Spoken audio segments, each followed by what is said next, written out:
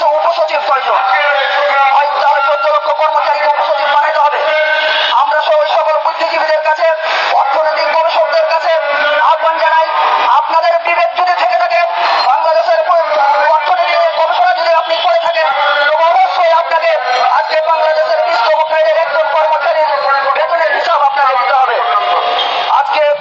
আজকে সারা বাংলাদেশ সবাই যারা সরকারি কর্মচারীদের বেতনের হিসাব নিকাশ রাখেন, সরকারি কর্মচারীদের সাথে যাদের সম্পর্ক আছে, যাদের জানাশোনা আছে, তারা সবাই জানে আজকে বাংলাদেশে সবচাইতে নিগৃহীত, সবচাইতে পীড়িত, আর্থিকভাবে জন্য দশায় দিনাতিপাত করছে বাংলাদেশের সরকারি কর্মচারীরা।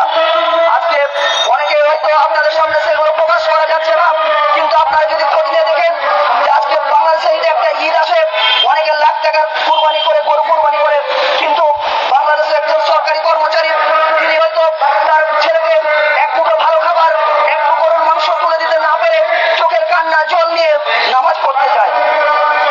গরু কোরবানি দূরের কথা। সম্মানিত ভাইয়েরা, আজকে সরকারি কর্মচারীদের এই জন্য দশা, অথচ আজকে বাংলাদেশে ব্যাংকারদের সরকারি ব্যাংকারদের লাঞ্চ ভাতা 400 টাকা করলে দ্রব্যমূল্য বাড়ে না।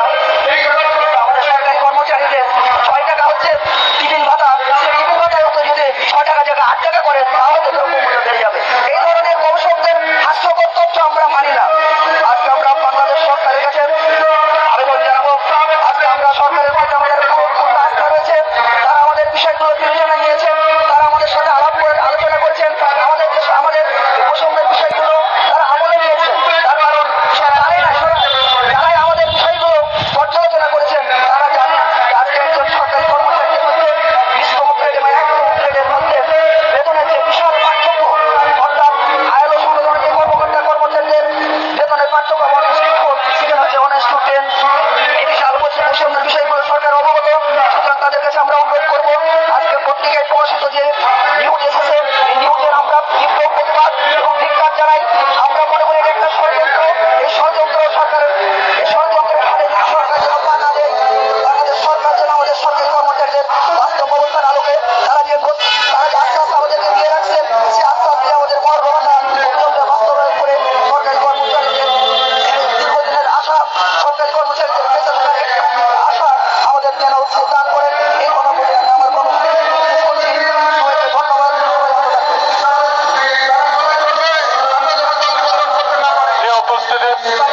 ইলেকট্রনিক মিডিয়া এবং গোয়েন্দা সংস্থার ভাইরা উপস্থিত আছেন, সরকারি কর্মচারীর বিভিন্ন দপ্তর থেকে আগত প্রিয় সহযোদ্ধারা, আপনারা জানেন পত্রিকায় এবং ইলেকট্রনিক মিডিয়ায় একটি খবর এসেছে, সেটি হল আপনাদের সাথে বলতে চাই, একজন উপসচিবের রেফারেন্স দিয়েছেন।